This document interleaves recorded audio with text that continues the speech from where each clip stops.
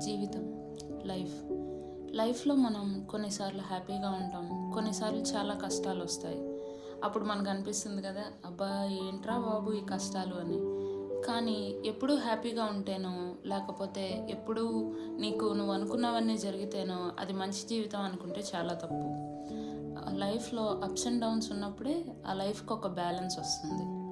So వాటినన్నిటినీ మనం ఎలా దాటి మనం సక్సీడ్ అయ్యామనేదే మన లైఫ్కి ఒక అర్థవంతమైన మీనింగ్ని ఇస్తుంది. అలాంటప్పుడు మనం ఏది దాచుకోవాలి, ఏది వదిలేయాలి అనే దాని మీద క్లారిటీ ఉండాలి. అలాంటి క్లారిటీతో ఒక అమ్మాయి తన జీవితంలో తీసుకున్న డెసిషన్ నేను నెక్స్ట్ నా పాడ్కాస్ట్లో చెప్పబోయే స్టోరీ.